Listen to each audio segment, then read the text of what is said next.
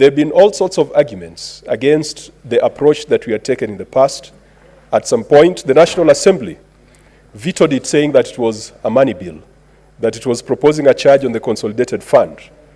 And the latest attempt, this bill died due to lack of concurrence between the speakers of both houses. But this is a very important legislation. The team that was in Bomas, the National Dialogue Committee, flagged the issue of county boundaries as one of the key issues around cohesion that needed to be dealt with. And I took note that whereas the National Dialogue Committee made certain legislative proposals for the other pieces of laws that they felt should be enacted, when it came to the county boundaries bill, the National Dialogue Committee proposed that the bill that is currently before Parliament should be fast-tracked. And I do hope, Mr. Speaker, that this time this bill is going to get bipartisan support and bicameral support. The objective of this bill is to give effect to Article 188 of the Constitution. Mr. Speaker, the territory of Kenya is defined in Article 6 as comprising of the 47 counties that have been listed in the first schedule of the Constitution. The question has been, why do we have 47 counties and not 13 or not fewer, like Senator Khalwale has been reported as saying that we need fewer counties? Why do we have 47 counties? Mr. Speaker, when the team that was drafting the new constitution retreated in Naivasha, there was a rush to have a constitution that would be acceptable to all Kenyans. Initially, there was a formation that was in favor of counties along the lines of the existing provinces. There was a middle ground that was considering 13 counties, but then the team that carried the day is a team that convinced the committee meeting in Naivasha that we adopt the 46 districts plus Nairobi as captured in the Districts and Provinces Act of 1992. Mr. Speaker, if you ask me what the science was or what the logic was, some of the people who are in Naivasha, I think some of them are here. Senator Mugatana was in the House around that time. I hope we'll benefit from their wisdom so that they can tell us what science there was. Senator Boni Khalwale was around and was very much involved in that process. So there was no magic.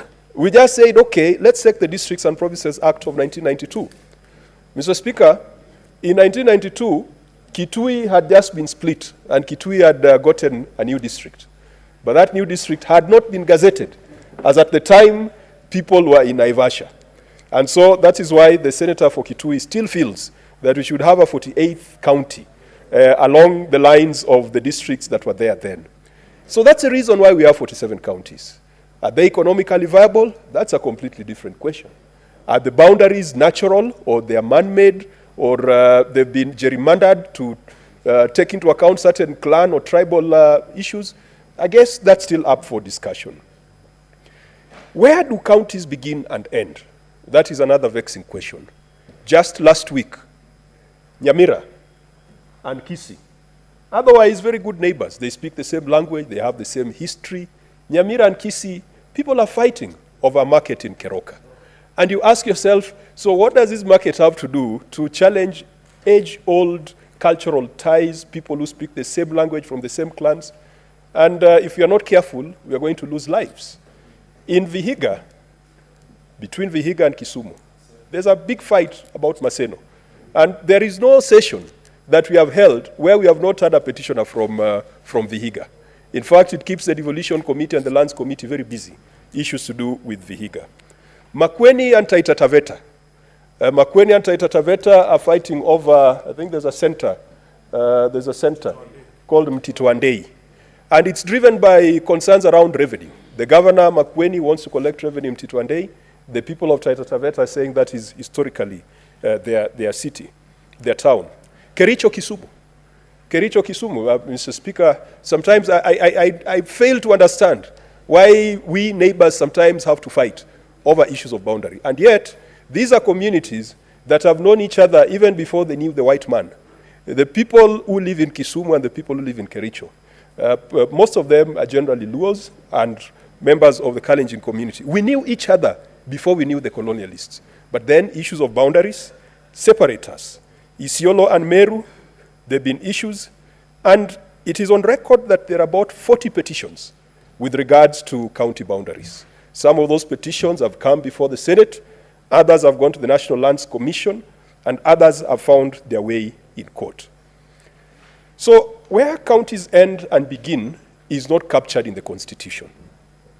The Constitution only lists the 47 counties. But that description of where counties start and end is captured in the District and Provinces Act of 1992. And Mr. Speaker, the language used in the District and Provinces Act, Senator Mugatana will tell you, leaves a lot to be desired, because it is some language is not very accurate. Some of it is very descriptive. Some of it refers to natural features, which, because of climate change, they might not be there anymore. Some of it refers to rivers and streams. So it is important that we ensure that we concretize these issues to avoid the conflicts that we've seen around the counties. It might also be useful for senators to note that whereas in 1992 we had 46 plus 1 districts, plus 1 meaning Nairobi, between 1992 and 2002, President Moi had created 30 additional districts. And so by the time people were going to Naivasha to consider the new constitution, there were close to 77 districts. And so people had to roll back to 1992 as a better benchmark. How do you resolve these disputes across boundaries? And we have tried. Mr. Speaker, when I chaired the Demolition Committee, the matter of Vihiga and Kisumu came before my committee. And unfortunately, we responded to the petitioners that the Senate shall enact legislation to give effect to Article 188. And Senate sounded fairly helpless because we were not giving the petitioners a solution. We were giving them a promise. The only other alternative would have been for them to go to court, and the courts would still bring them back to the Senate because the courts cannot write laws. This bill, in attempting to provide a framework for dealing with boundary disputes, establishes the County Boundaries Mediation Committee as a first instance for dealing with boundary disputes. The County Boundaries Mediation Committee is an ad hoc committee, so it's not going to be a permanent thing that is there forever. And this County Boundaries Mediation Committee acts upon resolution of the Senate. So it has to be moved by the Senate. It is appointed by the President, and its composition, it comprises of officers of the national government, officers from counties government, and I saw during public participation there was need to include the National Cohesion and Integration Commission as part of the County Boundaries Mediation Committee. And I think that is an amendment that I find very reasonable, and we probably need to have the NCIC being part of this. So other members are from the National Lands Commission, a representative from surveyors, and a representative from the Council of Governors, and I think we can include the NCIC. So clause 5 of this bill is very clear on how a request to Senate should be shaped, how a request to Senate should be submitted for the establishment of a County Boundaries Mediation Committee. Now, that County Boundaries Mediation Committee can have various proposals. It can propose that the boundaries be altered. Now, if the Boundaries Mediation Committee proposes that the boundaries be altered, then we go to Article 188 of the Constitution. Mr. Speaker, Article 188 talks of instances or reasons that could lead to alteration of county boundaries. Now, an interesting reading of Article 188 is that it sounds like once those conditions have been fulfilled, and once a commission has been established by the President, and once the commission reports that a boundary should be altered, then that alteration takes effect. And I've been looking at Article 188 and comparing with Article 255, that says that anything that affects the structure of devolved governments is subject to a referendum. But Article 188 sounds very final. Mr. Speaker, these are some of the areas that we need to look into, because Article 188, from a plain reading, means that you can alter county boundaries without necessarily going into a referendum. And yet, it alters the structure of devolved governments, or the structure of devolution. So this bill has proposed a very high threshold. For you to propose the alteration of the boundary of a county, you must be supported by at least 15% of registered voters in that county. And Mr. Speaker, once you have satisfied that threshold, there will be a commission established by the President, but that commission will still have to be subjected to the Senate. So once you get 15% of registered voters, you submit it to the Senate. The Senate establishes a special committee. If the Senate agrees with you, it forwards the request to the National Assembly. If the National Assembly agrees with the Senate, then the President establishes a commission within 90 days. And if there was to be a decision on alteration, it must be supported by 2/3 of members of both houses. 2/3 of members of both houses is a threshold in the Constitution. But the question would still remain. Even with 2/3 of members proposing the alteration of county boundaries, should it go to a referendum? And we'll be relying on the bright lights like Senator Keroke to put together Article 188 and Article 255 and advise whether we should amend this legislation further to make it mandatory for a referendum. Otherwise, Article 188, it ends at approval by 2/3, and then the boundaries are altered. There's the other question of creating new counties. How do you create new counties? Mr. Speaker, this bill does not address that subject, because for you to create new counties, you must go into a referendum to alter Article 16, is that Article 16? That defines Kenya as comprising of the 47 counties in the first schedule. For you to amend the first schedule, you must go into a referendum. So this bill only deals with boundary disputes and cases where there is need to alter the boundaries of existing counties. Mr. Speaker, the challenges with the District and Provinces Act, which this bill seeks to repeal, is that the boundaries are described in a very narrative form in many cases. And there are very few counties where the boundaries are expressed in forms of GPS coordinates. And so this bill makes it mandatory for the Cabinet Secretary to maintain an electronic register using the latest advanced technologies to ensure that county boundaries are mapped and captured using GIS or GPS, the relevant technology, and it makes it an offense for anyone to alter those records. And that is captured in Clause 3 of the bill. The schedule that we have attached to this bill has been captured as is from the District and Provinces Act. And Mr. Speaker, a number of colleagues here have expressed their concern that that schedule, sometimes the way it has described those boundaries is a bit tricky. Unfortunately, we don't have any other point of reference, because when people went to Naivasha, they referred to the District and Provinces Act, and that then became part of the Supreme Law. And so if you go back and try to rewrite the District and Provinces Act, I can tell you you're going to end up in a lot of problems. And no Kenyan is going to accept that you move the existing boundaries even by a single inch. This bill, and even the alteration of boundaries, and even issues of mediation, must be subjected to serious public engagement. Mr. Speaker, even as I move, I'm still asking myself that if you've got a petition from County X, for example, Vihiga County, you have a petition from Vihiga, and Vihiga has moved Parliament to alter the boundary. How do you capture the voice of the people of Kisumu, assuming the boundary would be moving and carving Maseno to be part of Vihiga? Just as an example, I know Senator Osotsi is firmly convinced that Maseno is part of Vihiga. And we are entitled to our own opinions, but not to our own facts. Of course, the facts might look a bit different. But if the people of Vihiga initiate that motion, and they are able to convince Parliament that that boundary should be altered, how do you capture the voice of the people of Kisumu who feel like something is being taken away from them? And I'll be relying on my colleagues to advise on how some of these things can be done so that by altering a boundary, you do not kill one county just to strengthen another county. Mr. Speaker, our greatest battle is to defend the territory of the Republic of Kenya. These county boundaries are superficial.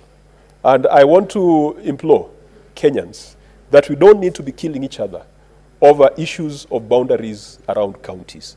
The boundaries are not natural. The boundaries are not entirely cultural. The boundaries are not entirely historical. They were constructs of a government that perhaps sought to gerrymander to ensure that it had more administrative units that it could control. And Mr. Speaker, even though today we are talking about alteration of boundaries and mediation where there are boundary disputes, this House must take judicial notice. And on this, the leader of government business in this House must tell us the direction we are taking as a county vis-a-vis the structures of devolution. Because just the other day, I've had in my county the establishment of about 6 or 7 sub-counties. Now, the problem with these 6 or 7 sub-counties is that they then operate in competition with the structures of devolved governments. You have people wearing colonial-era uniform walking around trying to police and to shepherd politicians who have been elected by the people. And I think that when people went to Naivasha, there was an agreement that the National Government Coordination Act would be aligned to the new constitution. And we are not seeing that happening. We are seeing the proliferation of sub-counties. We are seeing the proliferation of national government administrative units at the expense of the structures of devolved governments. We should be clear in our minds that we have got 2 levels of government, the national governments and county governments, and whereas the national government has a right to establish whatever units they deem appropriate along the principle of subsidiarity, but it should not be in competition with devolution. And it should not be a replication of existing devolved structures. And it should not be, waste of funds, because all these people, money is being spent on them. And Mr. Speaker, I've heard some of my colleagues argue that when you establish a sub-county, you are going to have a sub-county admin. If you establish a new location, you're going to have a chief, a sub-chief, and all those. And that is the attraction of all these things. But let us argue from the position of principle that we should have only 2 structures of government, the devolved governments and the national government. Mr. Speaker, I wish to conclude by thanking the Devolution Committee, led by Senator Abbas. Mr. Speaker, Senator Abbas, we had agreed he was going to second this bill, but the committee did an excellent job. They have reported back to the House. The House is seized of their report, and we will take the proposed amendments that came from public participation to ensure that we make this bill better. Ultimately, the debate must be had whether we need 47 counties or less. And Mr. Speaker, for those of us who look at books of accounts on almost a daily basis, the 47 county governments are beginning to look like 47 payroll offices, because the bulk of what they do is to pay salaries and to chase for exchequer to be released. We must ask ourselves and have a candid conversation on the kind of economies of scale that we need to ensure that we have fewer counties that can synergize better. But before we get there, perhaps it's within our powers to come up with a law on regional economic blocks. We have regional economic blocks covering, I think in northern Kenya, the senator for Mandera spearheaded the formation of a regional economic block. The problem with regional economic blocks is that they have no legal form. So they cannot engage with an investor. They cannot even receive money from county governments because the Public Accounts Committee cannot accept subscriptions or contributions to a regional economic bloc that has no legal form. So it's a very small amendment that we need to make to the law to allow the regional economic blocs to have some legal form, to allow them to be body corporates, to allow them to be entities or corporations of county government so that they can be audited and they can receive resources from the respective counties. If we did that, that would be a halfway situation between the 47 counties and the desired number of counties. I still believe that the desired number of counties in Kenya should not exceed 13. I still believe, Mr. Speaker, that Nairobi City County should never be managed in the manner in which it is managed by politicians. Nairobi City County is not just a capital of Kenya. It is a capital of the United Nations, hosting the United Nations Environment Program, hosting the United Nations Habitat Program. We cannot be running Nairobi City County the way we are running Homa Bay Town. I didn't want to say Kakamega, but we cannot be running Nairobi the way we are running Kakamega. We cannot be running our cities, Nairobi, Mombasa, Kisumu, Nakuru, and now Eldoret, using the same template, the same rule, and the same laws that we are using to manage Migori City.